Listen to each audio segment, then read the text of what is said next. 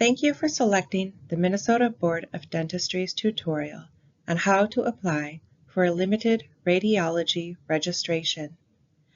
This tutorial will take you through the application process and point out various resources and requirements.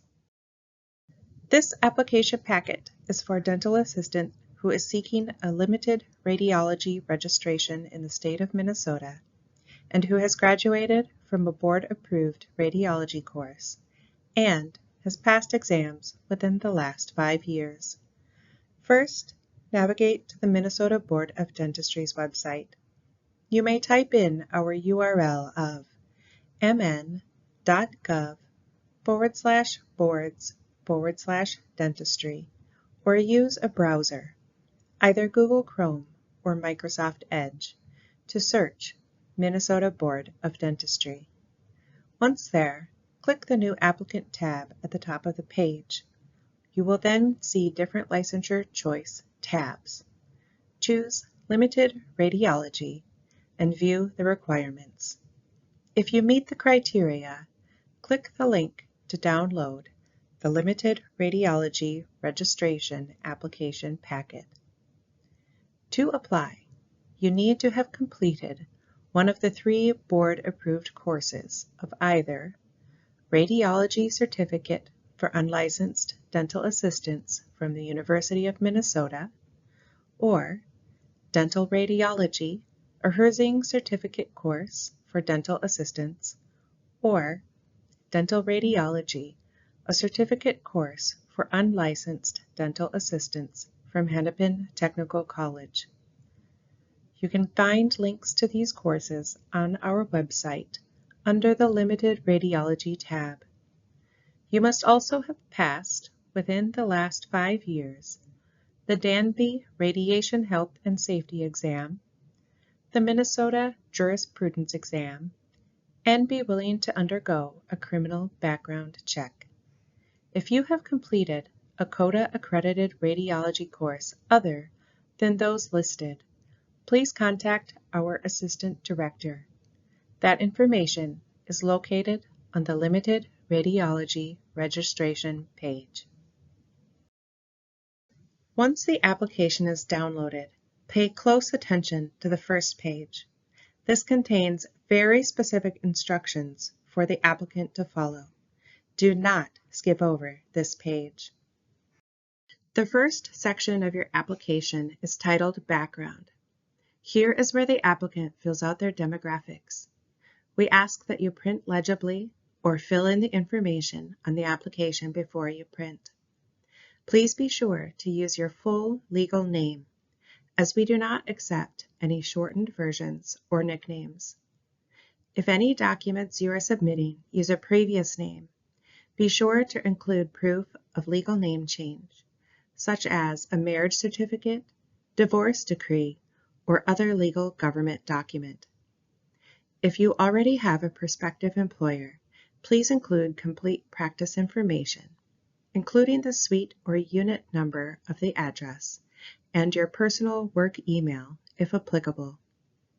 Please make sure that your primary email is one that you will be consistently accessing, as our board's primary mode of communication is through emails. The next section you will be completing is your radiology education. Contact your school or program and request an original certificate be sent to the board's general email, dental.board@state.mn.us. If they only mail paper certificates, request it be sent to our board office. You will find that address on the top of your application packet. The next section of your application is examinations. The application will always reflect the most current exams required, and they can also be viewed on the board's website under the tab Limited Radiology. The Minnesota Board of Dentistry accepts either copies or originals of the Minnesota Jurisprudence Exam and the Danby Radiation Health and Safety Exam. Please send these along with your application. The next section of your application will ask professional background questions. You must answer yes if licensed in any other state, country, or Canadian province, even if the license has expired and no matter how long ago you held the license. If that jurisdiction does not show actions on their website, the applicant must request verification be sent directly to the board, either to our general email or mailed to our board office. If you have had former actions on a license, include copies of the board orders. The next section of the application will ask a series of disclosure questions. You must answer yes or no to these questions. If you have been charged or convicted, you must disclose this no matter how long ago it occurred. We are looking for anything that rises to the level of a misdemeanor, gross misdemeanor, or felony. If you are unsure of the level of your conviction, please disclose. For every disclosure, you need to include additional documents. Please include these with your application materials. The first is a personal statement. This is a written document, a paragraph or two in the words of the applicant, that provide us with the details of what led up to the arrest. The second is a copy of your court sentencing order. If you have complied with the requirements of the courts, please include that documentation as well. Thirdly, if available, include a copy of the arresting officer's report. Next is the last page of the application. Here you will be required to sign an attestation. This is a legal statement asserting that all questions are answered truthfully and all documents are authentic and not fraudulent. You are also required to submit a copy of a current CPR certification in basic life support or professional rescuers. Both must include the hands-on component. And finally, a copy of a current and official United States government issued photo ID, such as a driver's license, state ID, passport, or visa. Once you have completed the application packet and have all documents required, you are ready to mail it in to the board office. Applications are date stamped upon arrival and go through a two-person review. If at any time the application is found to be incomplete or missing information or documentation, staff will email the applicant. You must include the full amount for all application fees in the form of a check.